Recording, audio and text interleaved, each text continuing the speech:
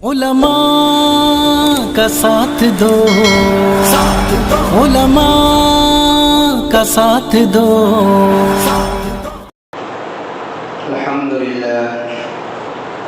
الحمدللہ رب العالمین والصلاة والسلام علی سید الانبیاء والمرسلین وعلی آلہ واصحابہ اجمعین، اما بعد۔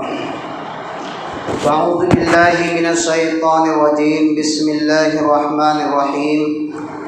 یا ایہا الذین آمنوا انفقوا مما رزقناکم من قبل ان یاتی یوم لا بیع فیہ ولا خلۃ ولا شفاعۃ والکافرون هم الظالمون۔ وعن ابی ہریرہ رضی اللہ عنہ عن النبی صلی اللہ علیہ وسلم السخی قریب من اللہ، قریب من الجنہ، قریب من الناس، بعید من النار، والبخیل بعید من اللہ، بعید من الجنہ، بعید من الناس، قریب من النار، والجاہل السخی احب الی اللہ عز وجل من عابد بخیل۔ صدق اللہ العظیم وصدق رسولہ النبی الکریم، ونحن علی ذلک لمن الشاہدین والشاکرین، والحمد للہ رب العالمین۔ اللہم صلی علی سیدنا محمد وعلی آل سیدنا محمد وبارک وسلم۔ میرے محترم بزرگوں اور دوستوں، اللہ رب العزت نے دنیا میں انسان اور جنات کو صرف اور صرف عبادت کے لیے پیدا فرمایا ہے۔ ہمارا یہاں آنے کا مقصد ایک ہے، وہ کیا ہے کہ ہم دنیا میں اللہ کی عبادت کریں، اور اسی کے لیے اللہ نے ہمیں اس دنیا میں پیدا کیا ہے۔ اگر ہمارے اندر عبادت نہیں ہے، اگر ہمارے اندر اللہ اور اس کے رسول کو ماننے کی صلاحیت نہیں ہے، تو انسانوں میں اور جانوروں میں کوئی فرق نہیں ہے۔ فرق صرف عبادت کا ہے۔ جانور بھی اللہ کا مخلوق ہے، پہاڑ بھی اللہ کا مخلوق ہے، سمندر بھی اللہ کا مخلوق ہے۔ ہم بھی کون ہیں؟ اللہ کا مخلوق، آپ بھی اللہ کے مخلوق۔ فرق کیا ہے؟ ہمیں بھی، جانور کو بھی، انسانوں کو بھی، سمندر کو بھی، پہاڑ کو بھی کس نے پیدا کیا؟ اللہ نے پیدا کیا۔ لیکن دونوں میں ایک فرق ہے، بیچ میں ایک دیوار ہے۔ اس دیوار کا نام کیا ہے؟ عبادت۔ اس دیوار کا نام کیا ہے؟ عبادت۔ اگر ہم عبادت کرتے ہیں تو ہم انسان ہیں، اگر ہمارے اندر عبادت نہیں ہے تو ہم بظاہر تو انسان رہیں گے، لیکن اندرونی طور پر ہمارے اندر حیوانیت شامل ہو جائے گا۔ اندرونی طور پر ہمارے اندر جانوروں کی صفت پیدا ہو جائے گی۔ پھر ہم وہ کام کریں گے، وہ حرکت کریں گے جو جانور کرتے ہیں۔ اس لیے انسان کا دنیا میں آنے کا مقصد اللہ رب العزت نے عبادت بنایا ہے، اور عبادت کے لیے دنیا میں اللہ نے انسان کو بھیجا ہے۔ لیکن عبادت دو قسم کی ہے۔ ایک وہ عبادت ہے جسے بدنی عبادت کہا جاتا ہے، جسے بدنی عبادت، یعنی وہ عبادت جس عبادت کو کرنے میں بدن کا دخل ہوتا ہے، ہاتھ اور پاؤں کا دخل ہوتا ہے، ہمارے جسم کا دخل ہوتا ہے۔ جیسے ہم نماز پڑھتے ہیں، نماز کیسے پڑھتے ہیں؟ اپنے بدن سے پڑھتے ہیں، اپنے جسم سے پڑھتے ہیں۔ ہاتھ اور پاؤں اور جسم کا ایک ایک حصہ نماز میں شامل ہوتا ہے، اسے بدنی عبادت کہا جاتا ہے۔ اسی طریقے سے روزہ، رمضان کا جو روزہ ہے وہ بھی عبادت ہے۔ وہ بھی بدنی عبادت ہے۔ روزہ رکھنے کے لیے انسان کا بدن ہونا ضروری ہے، انسان کا صحت مند ہونا ضروری ہے، انسان کا جسم ہونا ضروری ہے۔ جسم کے بغیر، بدن کے بغیر ہم روزہ نہیں رکھ سکتے، تو یہ بدنی عبادت ہے۔ اسی طریقے سے اور بھی کئی عبادات ہیں جو ہم بدن کے ذریعے سے اسے کرتے ہیں۔ کچھ عبادت ایسی ہے جو جس کے کرنے میں بدن کا کچھ بھی دخل نہیں ہے، بلکہ مال کا اس میں دخل ہے، مال کا دخل ہے۔ جیسے زکوٰۃ ہے، زکوٰۃ جب ہم ادا کریں گے، اگر ہم صاحب نصاب ہیں، ہمارے اوپر زکوٰۃ فرض ہے، تو ہم زکوٰۃ کیسے ادا کریں گے؟ مال کے ذریعے سے زکوٰۃ ادا کریں گے۔ جسم سے زکوٰۃ ادا نہیں کر سکتے ہیں، مال ہونا ضروری ہے۔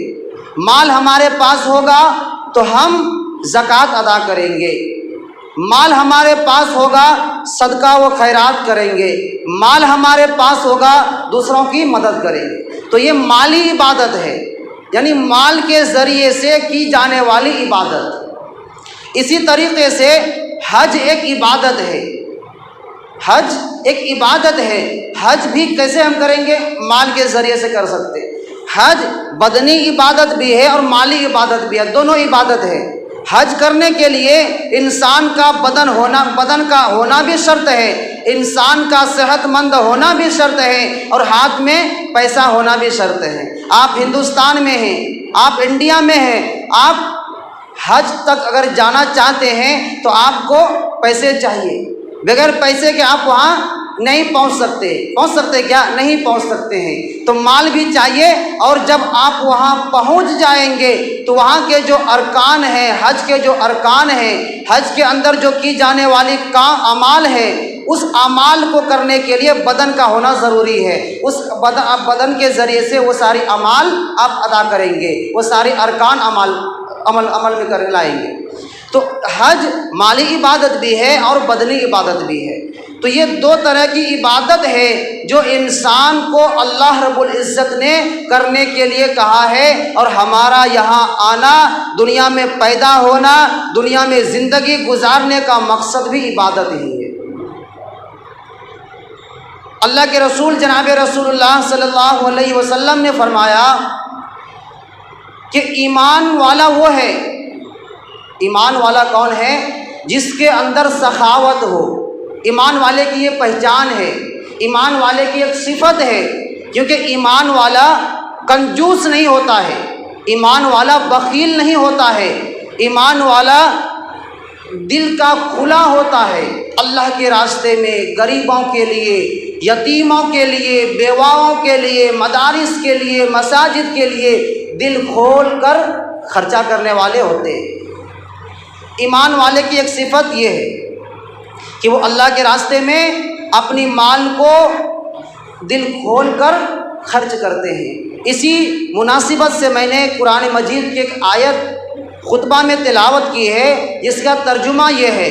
اللہ قرآن کے اندر فرماتا ہے، اے ایمان والو، جو مال میں نے تمہیں دیا ہے ان مال میں سے کچھ حصہ اللہ کے لیے خرچ کرو، اللہ کے راستے میں خرچ کرو، قبل اس کے کہ وہ دن آئے جس دن نہ کوئی تجارت کر پاؤ گے، نہ تمہارا دوست تمہارے کام آئیں گے، نہ کسی کی سفارش تمہارے کام آئیں گے، اور ظالم کافر لوگ ظالم ہے۔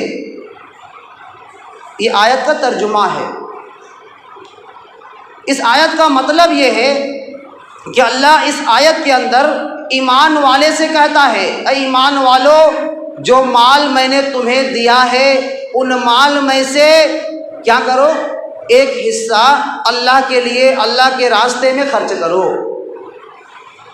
اگر آج خرچ نہیں کرو گے، وہ مال تمہارے پاس ہمیشہ نہیں رہے گا۔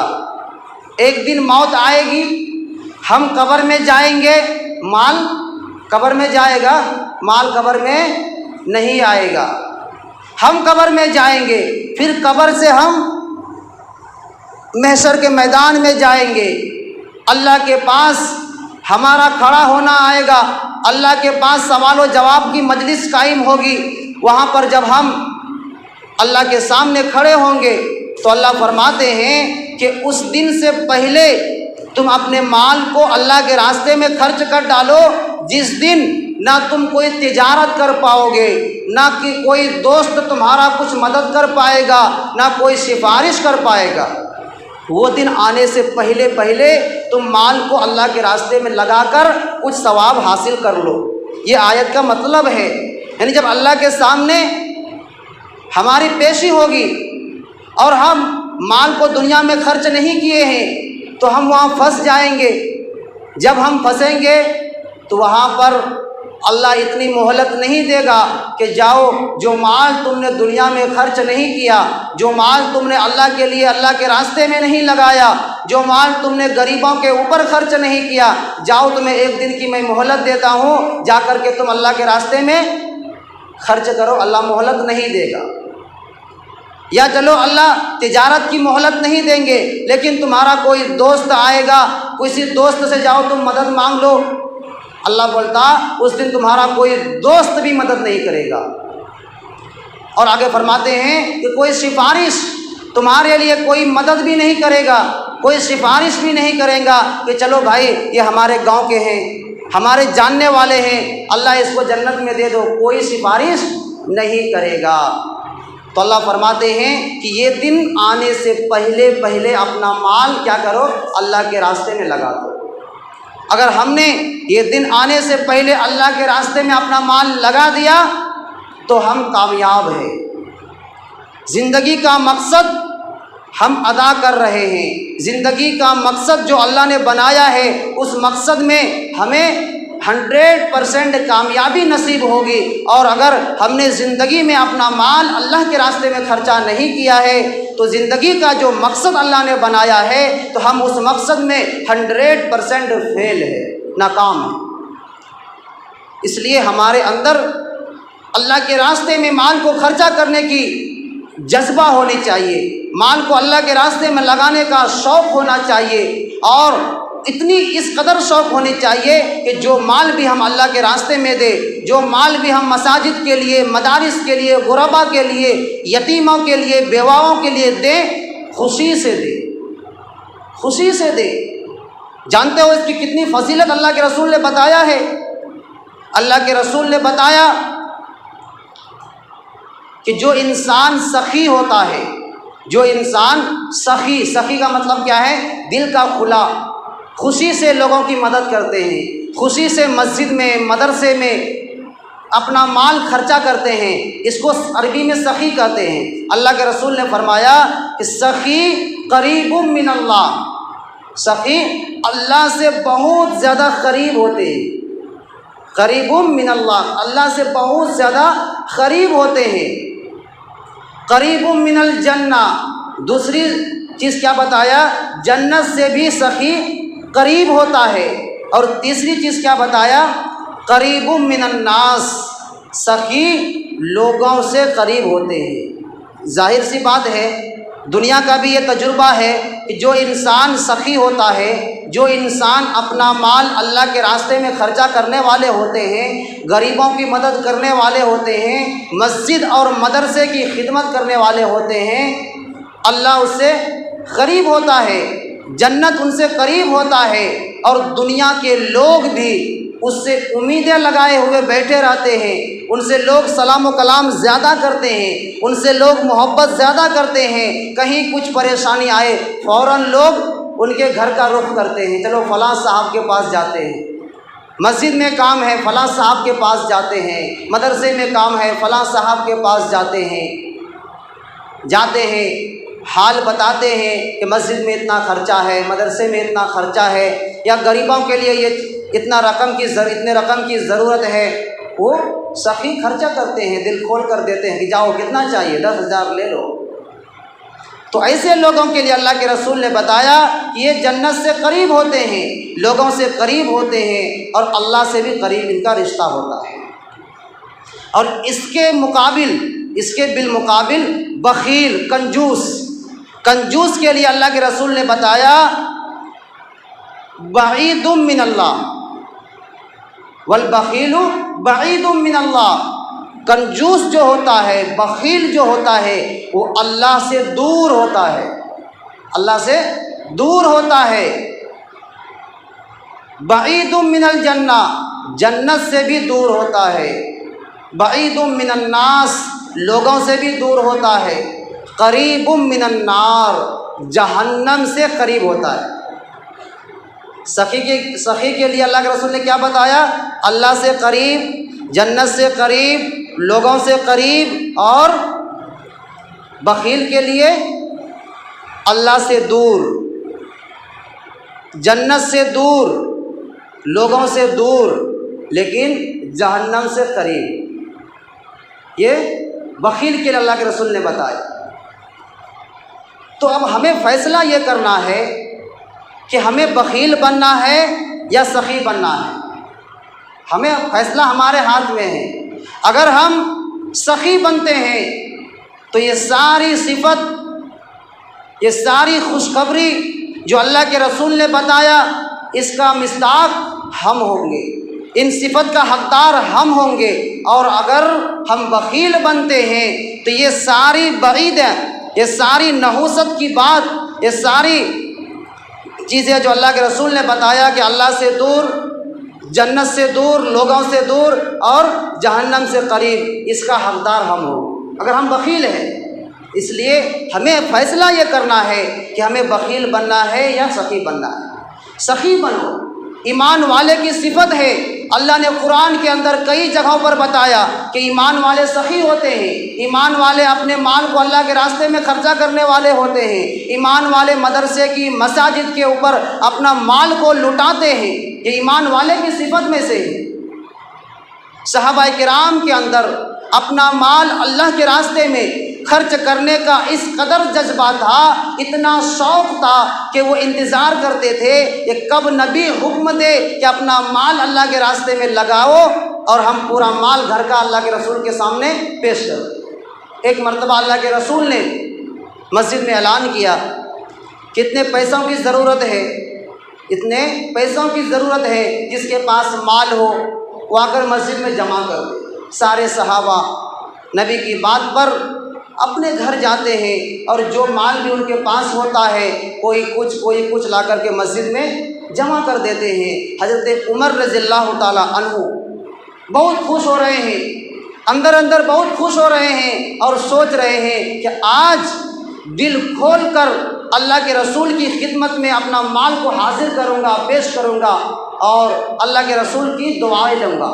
خوش ہو رہے ہیں، اور وہ خوشی خوشی گھر جاتے ہیں، اور گھر کے اندر جتنا سامان ہوتا ہے، کھانے پینے کے پیسے جتنے سامان ہوتے ہیں، سب کو اکٹھا کر کے اس کا 2 حصہ لگا دیتے ہیں، 2 حصہ کر دیتے ہیں، 50-50۔ ایک حصہ گھر میں چھوڑ دیتے ہیں، اور ایک حصہ اللہ کے رسول کی خدمت میں آ کر رکھ دیتے ہیں۔ اللہ کے رسول دیکھ کر خوش ہوتے ہیں اور فرماتے ہیں، اے عمر، اتنے سارے مال تم لے کر کے آئے، گھر والوں کے لیے کیا چھوڑا؟ تو حضرت عمر نے فرمایا، اللہ کے رسول، میں نے گھر والوں کے لیے آدھا مال چھوڑا ہے، ان میں گھر والوں کی ضرورت پوری ہو جائے۔ کچھ دیر کے بعد ابوبکر صدیق رضی اللہ تعالیٰ عنہ اپنے گھر کا مال لے کر نبی کی خدمت میں حاضر ہوتے ہیں اور مال کو رکھتے ہیں۔ اس کے بعد نبی علیہ الصلوۃ والسلام ابوبکر صدیق سے فرماتے ہیں، اے ابوبکر صدیق، اتنے سارے مال تم نے لے آیا، گھر میں کچھ چھوڑا یا نہیں چھوڑا؟ تو ابوبکر صدیق رضی اللہ تعالیٰ عنہ فرماتے ہیں، اے اللہ کے رسول، گھر میں جتنا مال تھا، جتنا مال گھر میں تھا، وہ سارا مال میں نے آپ کی خدمت میں رکھ دیا ہے، یہاں تک کہ چھوٹی سی سوئی بھی تھی، اس سوئی کو بھی میں نے اس میں جمع کر دیا ہے۔ اللہ کے رسول بہت خوش ہوئے اور پوچھتے ہیں، اے ابوبکر صدیق، گھر والوں کے لیے تم نے کیا چھوڑا؟ تو ابوبکر صدیق رضی اللہ تعالیٰ عنہ جواب دیتے ہیں، اے نبی، میں نے گھر والوں کے لیے اللہ اور رسول کو چھوڑا، گھر والوں کے لیے اللہ اور رسول کو چھوڑا ہے، گھر میں مال ایک بھی نہیں چھوڑا ہے۔ تو اندازہ آپ کو ہو گیا ہوگا کہ صحابہ کرام کے اندر اللہ کے راستے میں مال کو خرچ کرنے کا جذبہ، مال کو خرچ کرنے کا شوق کس قدر زیادہ تھا۔ لیکن آج ہمارے اندر یہ جذبہ، یہ شوق ہے کیا؟ اپنے دل سے پوچھو، اپنے دل سے پوچھو کہ یہ جذبہ آج ہمارے اندر ہے؟ نہیں ہے۔ جب ہمارے اندر یہ جذبہ نہیں ہے تو ہم کن لوگوں میں سے ہوئے؟ والبخیل بعید من اللہ، بعید من الجنہ، بعید من الناس، قریب من النار۔ ان میں سے ہم ہیں، اللہ سے دور، جنت سے دور، لوگوں سے دور اور جہنم سے قریب، ان میں سے ہم ہیں۔ اگر ہمارے اندر جذبہ ہوتا تو ہم سخی میں سے ہوتے، اللہ سے نزدیک، جنت سے نزدیک، لوگوں سے نزدیک اور جہنم سے دور، ان میں سے ہم ہوتے۔ لیکن آج مسلمان کے اندر اپنا مال اللہ کے راستے میں خرچ کرنے کا صفت ختم ہو چکا ہے۔ اپنا مال، وہ مال کو دیکھ کر کہتے ہیں میرا مال، اس کو میں نے کمایا، اس کو میں نے جمایا، اس کو میں نے بچایا، کیوں ہم دے مسجد میں، کیوں ہم دے مدرسے میں، ان کا کیا بنتا ہے؟ کیوں ہم دے غریبوں کو، کیوں ہم دے یتیموں کو، ان کا اس میں کیا رکھا ہے؟ میں نے کمایا، میں نے بچایا، میں نے جمایا، اور وہ آ کے میرے پاس مانگتا ہے، میں کیوں اس کو دوں؟ ارے بھائی تم نہیں دو، تم لے کر قبر میں بھی نہیں جا سکتے، نہیں دو۔ فرعون نے مال کو بچایا، قارون نے مال کو بچایا، آج قارون چلا گیا، ان کا جو مال دنیا میں تھا آج بھی دنیا میں ہے۔ وہ مال لے کے گئے، دولت کو لے کے گیا؟ نہیں۔ فرعون، اس کا مال اس کے ساتھ گیا؟ نہیں، دنیا میں ہے۔ تو ہم کیا فرعون سے زیادہ مالدار ہیں؟ ہمارے پاس کیا قارون سے زیادہ دولت ہے؟ قارون کے پاس تو کم از کم دنیا کے اندر وہ چیزیں اللہ نے اسے عطا کی تھی جو کسی اور کو عطا نہیں کیا، دولت، حکومت، شہرت، ہر ایک چیز سے اس کو نوازا تھا۔ ایمان نہیں تھی، اللہ کے راستے میں خرچ نہیں کرتے تھے، اللہ نے اس کے مال کو مٹی میں ملا دیا، اس کے اوپر قیامت تک لعنت برس رہی ہے۔ اگر ہم چاہتے ہیں کہ اللہ کے سخی بندوں میں ہمارا شمار ہو تو ہم یہ کام شروع کریں، مسجد کے لیے، مدرسے کے لیے، غریبوں کے لیے اپنا مال خوشی سے خرچ کرے۔ اگر خرچہ نہیں کرو گے تو ہمارا مال ہمارے کام بھی نہیں آئیں گے، وہ مال کہیں ہاسپٹل میں، کہیں بیماری میں، کہیں چوری میں، کہیں کہاں کہاں وہ مال ختم ہو جائے۔ اللہ رب العزت ہمیں ان باتوں پر عمل کرنے کی توفیق عطا فرمائے۔